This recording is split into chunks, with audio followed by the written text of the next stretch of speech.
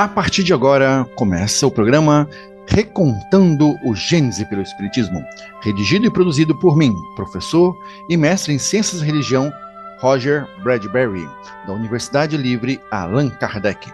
Apoio Cavili, Casa Virtual Luz Espírita. O programa Recontando o Gênesis pelo Espiritismo é transmitido gentilmente pela Web Rádio Cavili, que vai ao ar semanalmente às terças-feiras, às 21 horas, e com reprises às quartas e aos sábados, 3 horas da manhã, e às quintas-feiras, às 10 da manhã, e aos domingos à noite, 19 horas. Disse o Espírito de Verdade: Espíritas, amai-vos. Este é o primeiro ensinamento. Espíritas, instruí-vos. Este é o segundo. Isso podemos ler no livro Evangelho segundo o Espiritismo, capítulo 6, item 5. E a mensagem inicial conta Emmanuel em sua obra A Caminho da Luz, psicografada pelo médium Francisco Cândido Xavier, explica que as lendas da Torre de Babel não representam um mito nas páginas antigas do Velho Testamento, porque o exílio na Terra não pesou tanto nas outras etnias degradadas o quanto na alma orgulhosa dos judeus, inadaptados e revoltados num mundo que os não compreendia.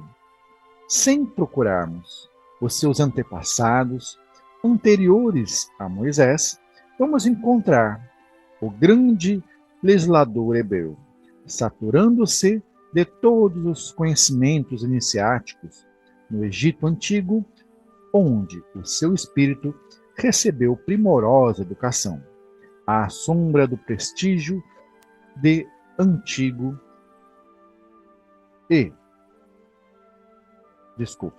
à sombra do prestígio de Termutes, cuja caridade fraterna o recolhera.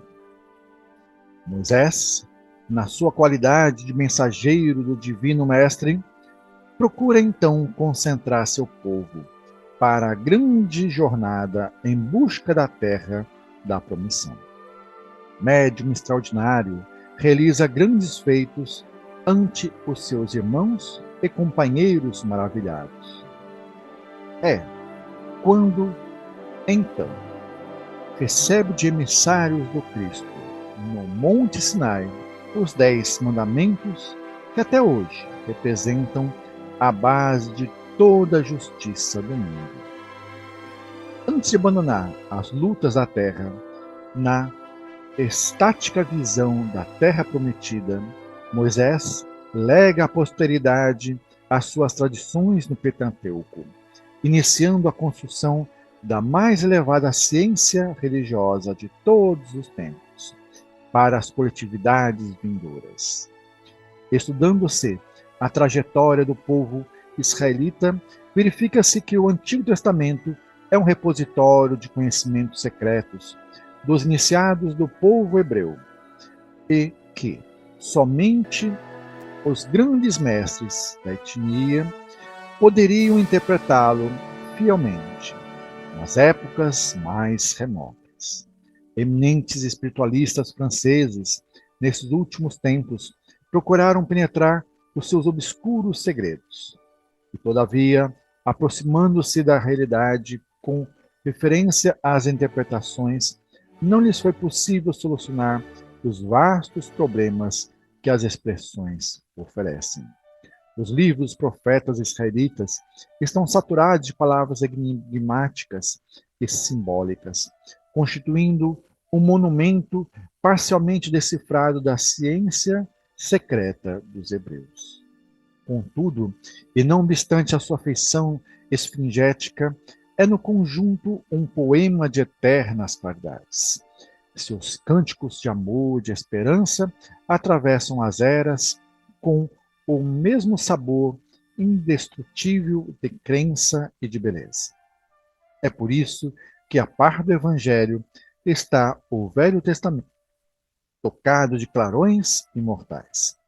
para a visão espiritual de todos os corações. Uma perfeita conexão reúne as duas leis, que representam duas etapas diferentes do progresso humano. Moisés, com a expressão rude de sua palavra primitiva, recebe do mundo espiritual as leis básicas do Sinai, construindo, desse modo, o grande alicerce do aperfeiçoamento moral do mundo. E Jesus, no Tabor, ensina a humanidade a desferir das sombras da terra o seu voo divino para as luzes do céu. Isso podemos conferir no livro A Caminho da Luz, capítulo 7.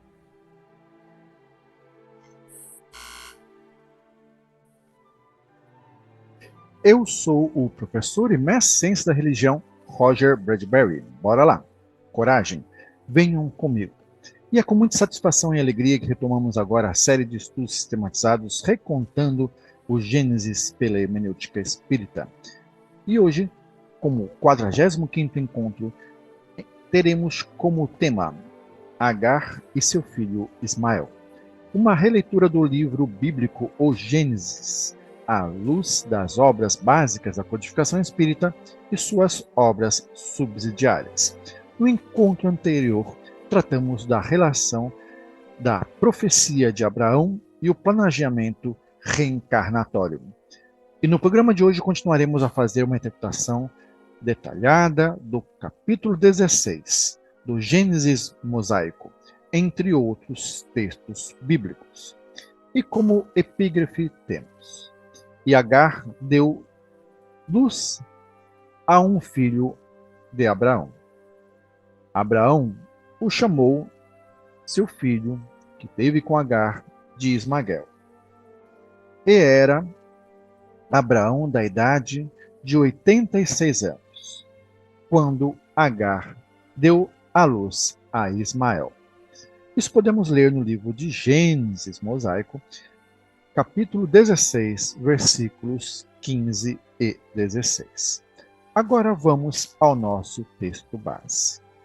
No artigo O Espiritismo ante a História e a Igreja, sua origem, sua natureza, sua certeza, seus perigos, publicados na Revista Espírita, Jornal de Estudos Psicológicos, em janeiro de 1668, o Sr. Abade Poussin, professor do Seminário de Nice, não contesta nenhum dos fenômenos espíritas.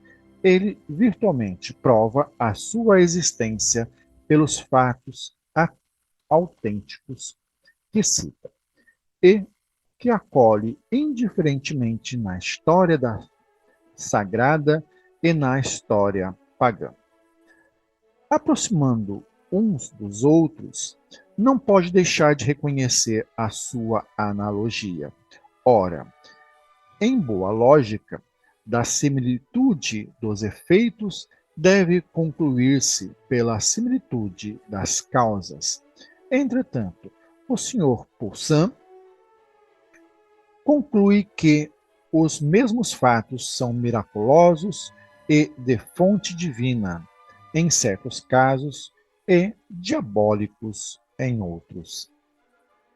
Diz ele, a crença na existência dos espíritos e sua intervenção no domínio de nossa vida, mais ainda, o próprio espiritismo ou a prática da evocação dos espíritos, as almas, os anjos, os demônios, remontam à mais alta antiguidade e são tão antigas quanto o mundo. Sobre a existência e o papel dos espíritos, interroguemos, para começar, os nossos livros sagrados, os mais antigos e os mais incontestados livros da história, que são, ao mesmo tempo, o código divino de nossa fé. O demônio, seduzido sob uma forma sensível, Adão e Eva no paraíso. Os querubins, que guardavam a sua entrada, os anjos que visitam Abraão e discutem com ele a questão da salvação de Sodoma, os anjos que, insultados na cidade imunda, arrancam Ló do incêndio, e o anjo de Isaque, de Jacó, de Moisés e de Tobias, o demônio que mata os 7 maridos de Sara, o que tortura a alma e o corpo de Jobe, o anjo exterminador dos egípcios sob Moisés e dos israelitas sob Davi, a mão invisível que escreve a sentença de Baltazar, o anjo que fere Eliodoro, o anjo da encarnação, Gabriel, que anuncia São João e Jesus Cristo, que é mais preciso para mostrar a existência dos espíritos e a crença na intervenção desses espíritos, bons ou maus, nos atos da vida humana, pergunta o abade Poussin. Deus fez dos espíritos seus embaixadores, diz o salmista. São os ministros de Deus, diz São Paulo. São Pedro nos ensina que os demônios rondam sem cessar em torno de nós, como leões rugidores. São Paulo, tentado por eles, nos declara que o ar está cheio deles. Isso fizemos um relato da Revista Espírita, publicada por Allan Kardec em 1868. Agora vamos relembrar a história de hoje e depois comentamos. Ora, Sarai, mulher de Abraão, não lhe dava filhos. E ele tinha uma serva egípcia, cujo nome era Agar. E disse Sarai a Abrão: Eis que o Senhor me tem impedido de dar à luz. Toma, pois, a minha serva, porventura terei filhos dela? E ouviu Abrão a voz de Sarai. Assim tomou Sarai, mulher de Abraão, a Agar egípcia, sua serva, e deu-a por mulher a Abraão, seu marido. Ao fim de 10 anos que Abraão habitara a terra de Canaã. E ele então deitou-se com Agar, e ela então concebeu de Abrão. E vendo ela que concebera, foi sua senhora desprezada aos seus olhos. E então disse Sarai a Abrão: Meu agravo sobre ti, minha serva pus eu em teu regaço. Vendo ela agora que concebeu, sou menosprezada aos seus olhos. O Senhor julgue entre mim e ti. E disse Abrão a Sarai: Eis que a tua serva está na tua mão. Faze-lhe o que bom é aos teus olhos. E afligiu-a Sarai, e ela fugiu da sua face. E o anjo do Senhor a achou junto a uma fonte de água no deserto, junto à fonte do caminho de Sur. E disse a Agar, serva de Sarai: De onde vens e para onde vais? E ela disse ao anjo: Venho fugir da face de Sarai, minha senhora. Então disse o anjo do Senhor: Torna-te para a tua senhora e humilha-te debaixo de suas mãos. Disse-lhe mais o anjo do Senhor: Multiplicarei sobremaneira a tua descendência, que não será contada por numerosa que será. Disse-lhe também o anjo do Senhor: Eis que concebeste e darás à luz a um filho, e chamarás o seu nome Ismael, porquanto o Senhor ouviu a tua aflição. E ele será homem feroz, e a sua mão será como a de contra todos. E a mão de todos contra ele, e habitará diante da face de todos seus irmãos. E ela chamou o nome do Senhor, que com ela falava: Tu és Deus que me vê? Porque disse: Não olhei eu também para aquele que me vê? Por isso se chama aquele poço de Beer Lai Roi, eis que está entre Cádiz e Berete. E Agar deu à luz a um filho de Abraão. Abraão deu-lhe o nome de Ismael, a filho da sua escrava, Agar. E era Abrão da idade de 86 anos, quando Agar deu à luz a Ismael. Isso podemos conferir no livro O Gênesis de Moisés, capítulo 16, e versículos de 1 a 16. Conta-nos José Luiz Terra, no site da Federação Espírita do Rio Grande do Sul, FERGS, que se cria um drama na tenda de Abraão, pois o filho da escrava Ismael seria herdeiro ao lado do filho da senhora Sara, seu filho Isaque, inclusive devendo-lhe obediência e lealdade por ser o primogênito. A situação piora quando Sara vê Ismael zombando de Isaque. Sara ordena que Abraão mande embora essa escrava e também o filho dela. Isso pode ser lido no livro de Gênesis, capítulo 21 e versículo 9. Quanta pobreza do espírito de Sara, diz José Luiz Terra. E quanta dor no coração de Abraão e de Agar, pois foi proposto que expulsasse para o deserto o seu filho e a mãe dele. Quanta tristeza consumia o coração de Agar. Podemos imaginar? Pergunta Luiz Terra. A pequena quantidade de água acaba. Agar protege o menino na sombra de um pequeno arbusto e afasta-se dele, pois não tem coragem de vê-lo morrer de sede. Não mais suportando a dor, Agar eleva sua voz e passa a chorar. Está tudo perdido. Sua vida não tem sentido. E nesse momento de dor e desespero, acontece a grande reviravolta da história e a tragédia é evitada.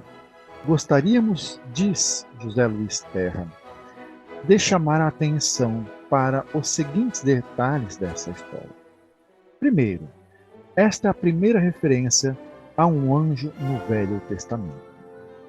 A providência divina ouve a voz do menino, ou seja, enquanto Agar chora o seu filho, e então o anjo escutou.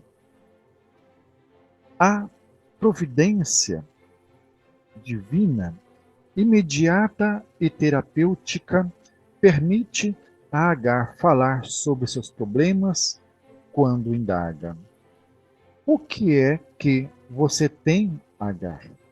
Já que falar é a melhor opção, exatamente como fazem diariamente os voluntários no atendimento junto ao CVV, Centro de Valorização da Vida. Quarto ponto é a providência divina acalma Agar, dizendo para que não tenha medo, pois o menino foi ouvido e uma solução poderá ser encontrada. Quinto ponto, a providência divina reforça o ânimo de Agar, dizendo para ela se colocar-se de pé, levante o menino e segura sua mão, encorajando-o a auxiliar e por fim.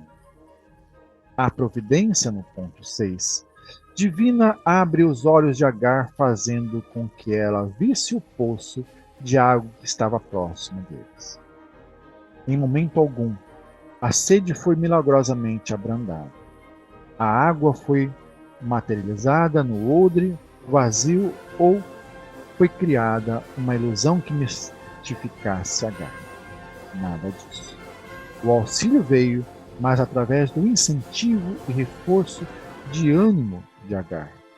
Cumpriu-se uma antiga orientação que já nos alertava. Ajuda-te, que o céu te ajudará. Vimos anteriormente, no capítulo anterior, nossos encontros, a história de Sigismundo, lá no livro Missionário da Luz, capítulo 12. Como esses triângulos amorosos são desestruturantes e, por vezes, acabam em morte. Muitos romances espíritas têm como núcleo narrativo estes conflitos amorosos. Na programação divina, previu a igualdade numérica dos sexos, constituindo a proporção ideal em que devam unir-se em sociedade para constituir família, pois tudo na natureza tem um fim. Isso podemos ler no Livro dos Espíritos, questão número 700. O casamento, segundo as vistas de Deus, tem que se fundar na afeição dos seres que se unem. Na poligamia, vários casamentos, ou de homem com várias mulheres, ou de mulher com vários homens, não há afeição real, dizem os espíritos. Há apenas sexualidade, sensualidade. Isso podemos conferir no Livro dos Espíritos, questão 701. O casamento, ou a união permanente de dois seres, consequência de uma lei natural. Esta é a condição sine qua non do progresso e marcha da humanidade, como dizem os Espíritos na questão 695. A abolição do casamento tem um efeito contrário. Seria uma regressão à vida dos animais, como na questão 696. Explica Kardec que a união livre e fortuita dos sexos é o estado de natureza, estado primitivo anterior à vida em sociedade. O casamento constitui um dos primeiros atos de progresso nas sociedades humanas, porque estabelece a solidariedade fraterna e o respeito, o qual se observa entre todos os povos. Se bem que em condições diversas. A abolição do casamento seria, pois, o retorno à infância da humanidade e colocaria o ser humano abaixo mesmo de certos animais, diz Allan Kardec, que lhe dão o exemplo de uniões constantes. É nesse contexto de conflito de interesses que vamos encontrar aquele triângulo amoroso de Abraão, Sara e Agar. E a parte mais frágil e mais lesada, as crianças Ismael e Isaac. Mesmo que os costumes bárbaros e patriarcais permitissem a poligamia, ela não deixa de ser danosa e problemática, pois gera conflitos pela disputa de atenção e, depois, pela disputa de herança de bens. A história conflituosa deste triângulo amoroso serve de contraexemplo para se buscar o modelo monogâmico. Certamente, essas histórias foram contadas e recontadas não só por Moisés, que as consagrou em texto sagrado, mas igualmente foram repassadas de geração em geração como uma forma educativa, civil e moral. Podemos destacar nessa dramática história de Agar, que na condição de escrava e, portanto, destituída de direitos e de liberdades, foi usada como barriga de aluguel, não reconhecendo nela seus sentimentos e concepções de mulher e mãe. Destaca-se também a revolta quase silenciosa contra Deus pela sua infertilidade. Depois de ter obtido intento de gerar descendência do seu marido, Abraão, Sara se enche de ciúmes e, tempos depois, pede a morte de ambos, para que fossem então abandonados no deserto. Jefferson Moura de Lemos, em seu site Estudando a Bíblia à Luz da Doutrina Espírita, explica que Jesus, no Evangelho de João, capítulo 8, versículos de 31 a 36, aproveitar uma deixa, como se diz hoje, um gancho no diálogo com seus opositores, para deixar ensinamentos importantes, primeiramente sobre as verdades morais que ele desenvolvia e exemplificava, bem como questões doutrinárias que ele sabia não seriam compreendidas por todos, como, por exemplo, a reencarnação. Certa vez, Jesus utilizou os personagens de nossa história de hoje como símbolos para suas explicações. Então, quem desses judeus permanecesse em sua palavra, a verdade vos libertaria. E prestem atenção na resposta, que é o gancho para tratar da reencarnação. E responderam-lhe os judeus: nós somos a descendência de Abraão e nunca servimos a ninguém. Como você diz que seremos livres? E respondeu Jesus aos judeus: em verdade vos digo que todo aquele que comete pecado é servo do pecado. Ora, o servo não fica sempre em casa, o filho fica para sempre. Se, pois, o filho vos libertar, verdadeiramente serei livres. Comenta Jefferson Moura de Lemos que na passagem acima, o mestre divino exortava os judeus que ouviam a tornarem-se livres pelo conhecimento da verdade. Todavia, não compreendendo o significado espiritual das palavras de Jesus, eles sentiram-se ofendidos, acreditando que o mestre os ridicularizava, atribuindo-lhes a condição de servos ou escravos. Acreditavam que, por serem descendência de Abraão e observadores rigorosos da lei e das tradições, tornaram-se eleitos de Deus, embora estivessem sob o jugo de Roma.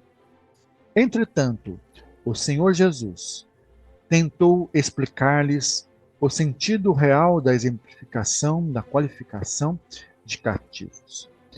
Eles não eram servos por estarem sob o domínio romano ou pela não observação de alguma tradição. Eram servos das imperfeições morais que incitam ao erro, ao pecado. E concluiu comparando-os a filhos de Abraão, Isaque e Ismael. Isaque era o filho legítimo de Abraão com Sara, sua esposa, enquanto Ismael era o filho do grande patriarca com uma escrava, Agar. Antes de Isaque nascer, Sara não conseguia engravidar, e Abraão, seguindo a tradição da sua terra natal, a Mesopotâmia, dispôs de uma escrava para gerar um herdeiro. Assim aconteceu o nascimento de Ismael, filho de Agar. Acontece que o nascimento de Isaque, seu meu irmão Ismael, ficou em segundo plano na disputa da herança e temendo uma contenda futura entre os irmãos, Abraão foi aconselhado pelos Espíritos do Senhor em expulsar a escrava e seu filho, com promessa que deste também sairia uma grande nação. Mesmo consternado, o patriarca bane, expulsa a mãe e o filho do acampamento. Jesus, aproveitando-se desta história, passa aos seus ouvintes um ensinamento moral e doutrinário, expondo para os que ouviam e tinham ouvidos para ouvir a doutrina da reencarnação. Assim declarando, ora, o servo não fica sempre em casa. Fala da expulsão de Ismael da casa paterna, para não reclamar o direito de herança. Do mesmo modo, os judeus que ouviam a sua pregação, por não crerem na sua palavra e por não se arrependerem dos seus pecados, não eram filhos legítimos de Abraão, não podendo permanecer sempre na casa paterna, isto é, no mundo espiritual onde encontra-se o patriarca, que os judeus acreditavam estar junto de Deus. No contexto geral, isso significa que todo aquele que ainda não se libertou totalmente das imperfeições é escravo delas. Por esse motivo, não poderá permanecer sempre nas moradas espirituais, devendo retornar à matéria a fim de resgatar as suas dívidas ou passar por novas provações, a fim de limpar a sua consciência e melhorar-se pela reforma interior. Dizendo, o filho fica para sempre, mostra que, assim como Isaac, ele, Jesus, estava sempre e estará na casa paterna. O espírito livre e perfeito, não necessitando passar pelo processo reencarnatório, sua encarnação, naquele momento deu-se apenas como missão, não havendo nenhum débito ou necessidade de prova. Permanecia em constante relação com Deus e com os planos espirituais mais elevados, mesmo estando voluntariamente ligado à matéria. E conclui Jefferson Moura de Lemos: assim, a quem o Filho Jesus libertar, quer dizer, seguir os seus ensinamentos, chegará um dia à perfeição, libertando-se da escravidão da matéria e não mais necessitando reencarnar, permanecendo definitivamente na vida espiritual e na eternidade. Como podemos ler na carta de Hebreus, escrita por Paulo, capítulo 12, e versículos de 1 a 9 e 23. E por hoje vamos ficando por aqui. No próximo encontro, vamos tratar um pouco mais sobre terafins, deuses domésticos, e, portanto, continuaremos em nova oportunidade, paz e luz a todos e todas.